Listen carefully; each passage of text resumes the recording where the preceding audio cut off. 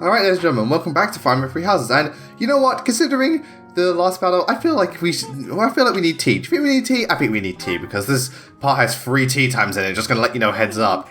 So it's mostly supports and tea time, but at the same time, we have a support with Mercedes, and oh my god, she is so pure. I love her. And again, just the voice and everything, it's like, oh my god, you are literally an angel descended from heaven. Which again, considering this game, I wouldn't be surprised. But again, I'm interested in Mercedes because again, obviously, she is extremely helpful, but there's something about her backstory which I haven't learned yet, and please don't spoil what it is, because I'm waiting for the 8 support, and obviously that's not going to happen until the time skip. So I'm very, very, very interested to see what's going on with Mercedes. And also, she also has interesting relations with other people, like with the Ferdinand one, like he's going on about praying and being noble, it's like, yeah, I just kind of came here to pray, so okay, yeah, bye. She's just trying to be nice, but obviously Mercedes has her limits. Apparently the Sylvain one, she like, really shuts him down. But again, Mercedes has that thing where she's very sweet and kind, but she's not an idiot. And, you know, she's not like just, oh, I'm just happy all the time, or I'm just going to always be nice to people. It's like, no, I am nice, but at the same time, you know, I do look out for people and so on, but if something's wrong, I'm going to point out if there's something I don't like, I'm not going to go along with it. Yes. Your mind has a tendency to make mistakes when you've exhausted yourself. Oh, we've all been there. Sometimes you can't help it, but we've all been there. Even when I'm wide awake. Yeah. And apparently Mercedes is a bit of a klutz. You know, I'm always mixing up the dates Yeah, and drills. kind of reminds me of a certain Pegasus night. But currently Dorothea is my best girl. But, you know, Mercedes is still absolutely lovely. She's so precious. You can imagine how embarrassed I was. And again, I really think the voice acting in this game is great, but I think Mercedes is one of my standout performances. Her, Hubert, Dorothea because of the singing was really, really impressive. Dimitri and Edelgard and Claude all sound great. Who else is? Ray, you know what? Rhea's voice actress I think is great. The delivery on her lines and the lack of emotion is so good. Bernadette is also a very good voice role, just because she's able to go, like, again, she's able to fluctuate so much different between the tones and really bring out both the sympathetic and the silly side of Bernadette. I really like that. Anyone else that really, really good voice work? Marianne's is pretty good, actually, because, she's got the whole quiet, you know, dour type thing. As for Marianne's tea time, well, we don't get it perfect. Also, I learnt later that lavender is her favourite thing. I don't have lavender at the moment. Yeah. Did you need something from me? The dude's voice is actually really strong as well. But overall, the voice is actually strong. Just there are some performances I think are stronger than others. Like in Echoes, the voice acting is strong, but it's like everyone knows how great Barkut's voice acting was. So yeah, with Marianne, honest to God, when it comes to tea time, if I get 2 out of 3, I'm happy with that. I don't think to be favourites, but you know, especially with Marianne, considering how fucking difficult it can be. Birds. But again, she does look precious when she perks up, so it makes it all worth it in the end. Yeah. Again, you want Marianne to be, again, like Bernadette and stuff, you want these girls to be happy. You just want these people to be happy. Yeah, don't worry, we get Marianne eventually when we side with Edelgard. But then again, she was at B support before the time skip, so I'll probably be able to get her if I faced her one-on-one. We'll have to wait and see. And Dorothea, because fuck it, Dorothea. Isn't it nice taking a moment to relax? You're well, very thoughtful, Professor.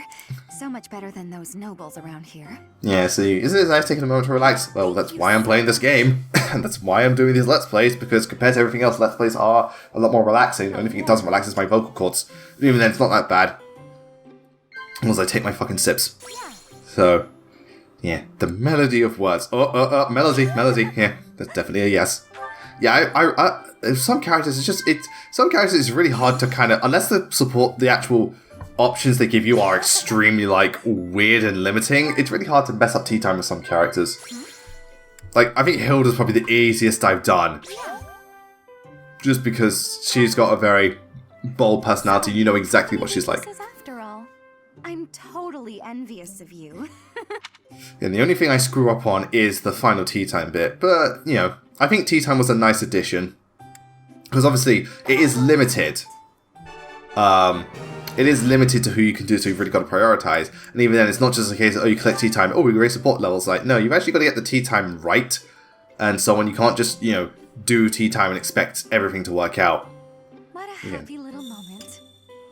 Everyone here is an heir or an heiress, but not me. I'm just a commoner. Again, you wouldn't get, aside from the hat, you wouldn't get commoner from Dorothea.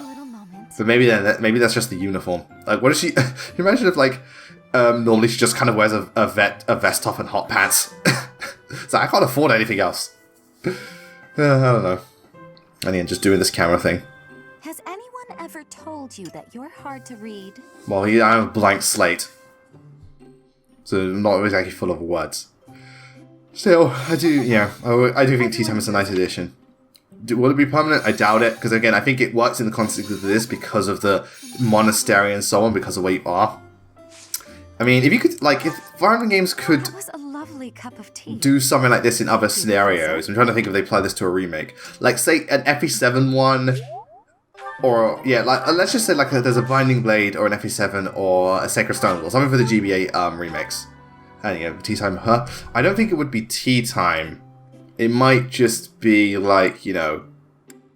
Well, because you're the Lord, it might just be general... what would they do? Professor, did you call for me? It might just be a one-on-one conversation, like you just go to them in person and chat, rather than having tea. I mean, granted, tea would be nice, or maybe there's something to eat, or something like that. I don't know, who knows, maybe, you know... Because, yeah, I don't see Roy as a tea person. I can see Elowood or Erica as a tea person, and potentially Lynn. I don't see Hector as a tea person either. Hector would be you get drunk. Yeah. And like again, with Ephraim too, I don't know what he would talk about. I don't see him as a tea person. So again, if they could apply this to a remake, which is a new Fire Emblem game, but obviously change it from tea to something else. But again, if tea works, tea works. Yeah, again, just sip the tea. It's like, how do you get through the scenario? Just sip tea.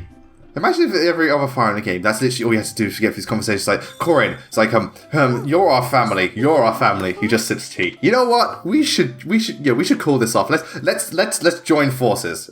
Corin's just there. What do you think, Corin? This is excellent, Jacob. Why, thank you, sir. I'm so sorry. I am simply one hell of a butler. Or could you imagine again, like Lynn, Elowood, and Hector? It's like, oh god, Ninian's dead. I'm okay. Or like again, like just yeah. That was delicious. Or the girl's like, I will conquer the dragons. You cannot defeat me, Elowood. Want some tea? Okay. It's like, you know what? I was wrong all this time. Oh yeah, Catherine's support. Catherine's a character I haven't looked much into, but I look forward to it because again, she's got the whole loyalty to Rhea thing, but at the same time, she is a lot more bold and just out there, and, you know.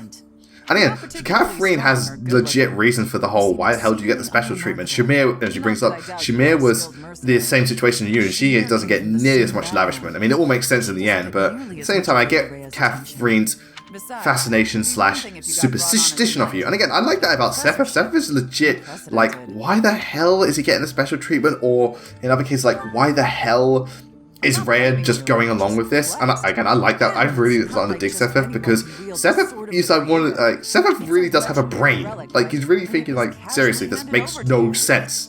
Rhea, what the actual fuck? And I like that he doesn't just go along with Rhea. He was a leader of the Knights of Seros. So it's interesting to see Catherine try and deduct, you know, thing. But she does admit, like, you do have the Sword of Creators, obviously that shows your potential, and you are the thing of, you are the son of, or you're the child of Geralt, because again, maybe it's female by it. You are the child of Geralt, so that's got, you know, you've got stuff going for it. It's like you came from nothing and you have nothing going for you. Who hasn't heard tales of the Blade Breaker. So when I hear Blade Breaker, I think of Beyblade, because that was the team name. Influence to help you. But Lady Rhea wouldn't give you favorable treatment because of that. Well, yeah, that's the thing about Rhea. Not people, even those closest to her, don't know her that well because Rhea's just kind of a mystery. I'm going to watch from afar, whatever it is. I'm going to watch with binoculars. Yeah. So that you'll take a shine to me as well. And if I discover that you're. And I like that Catherine's like she is very much her own person. Yeah, she's loyal to Rhea, but she's a bold ass bitch. She is a bold ass bitch. She's Sully and Titania if they were for fusion, or Rinka and Titania, as I said. Rinka and Titania if they were fusion. Yeah, now with the sword tournament, this is funny because the first match is so unfair. And also, it's like, Marianne, you think you're scared now? Wait till we get to the battle living in the line. Marianne's like, I don't think I'm cut out for this. I'm not really, sword-based, and I can't use Hexblade yet. The other guy's like, too bad. Now get the fuck out. Marianne's like, oh. Poor thing didn't stand a chance. But, I do like how this tournament's actually, it's not just NPCs, it's other people. I also didn't know I use the sword. Yeah. Why do I use Edelgard? Because wait, Edelgard uses swords and also just best speed and strength stat in my party. She's not particularly bulky, but again, she's also got a lot of HP and the speed and strength is nothing to scoff at. It's like, hey Dimitri! No, this is where the actual spike comes from. Dimitri doesn't like the fact that she beat him in the tournament. You bitch! And, okay. So, wow, Dimitri didn't even get a word in. And Edelgard's like, motherfucker. Yeah, she knows the future. She's like, you know, fuck this, I'm gonna snuff you out now. Oh, and here's Claude. With his fucking dodge tanking skills when I did the bow tournament. That was so bullshit. Yeah, Claude seems to be decently fast. Witness my power. And I think, yeah, Felix is the last person, because Felix is, you know, kind of dangerous with a sword. See, look at that. Also, I didn't realize for the longest time until I think Moon Angel Fire pointed it out, that you can heal between fights. So yeah, if I missed, I would have lost. Yeah. And Edelgard wins. Go Edelgard. Again, Edelgard and Petra are like the constant tournament winners, because again, with these tournaments, it's mostly the speed and the strength. It's all about that speed and strength. So I got steel and some money, because hooray. Now, do I promote anyone? Or no, I think I do lectures next. Yeah. Improve Hubert's levels. Because again, he's got that star rank, so we can learn. I can't remember what he learns with the lance. It might be that one where he adds the magic stat, I can't remember. But yeah, I always like learning new. I always like this thing where you just keep learning new stuff. So close counter, hooray! Even though I'm really not going to use bows, but hey, because again, even as a magic user, if Hubert's magic stat is so strong, it will just like break through their res. So yeah. Again, oh god, it's like an upgrade every time. Look at him go, and he got rally res, which in this game quite useful considering, you know. Man, again, it's like the magic in this game is extremely potent. It's a lot more limited, but its potency cannot be overstated. I believe, did she? I can't remember. I got it? Yeah, because I think she gets the star ranking, then the healing actually turns into a plus. Yeah, if they get the star ranking maxed out, if it's a boon, it becomes a. If it's a bane, it becomes a boon. If I remember correctly. Oh, yeah, there we go. White magic avoid. So yeah.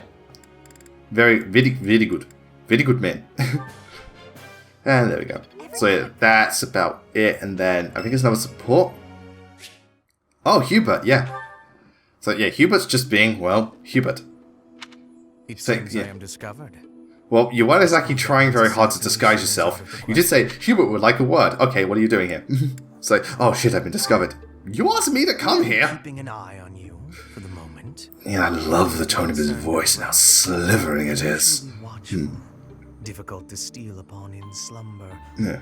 Perhaps Lady Edelgard certainly took interest in a different... And again, it's also, again, Hubert is rightfully a bit like Sephiroth, he's a bit concerned because Edelgard's really digging you, but she hasn't known you very long, whereas Hubert's known her pretty much most of all her life, so naturally, you know, seeing this much trust develop so quickly is a bit unsettling. Yeah. So to speak.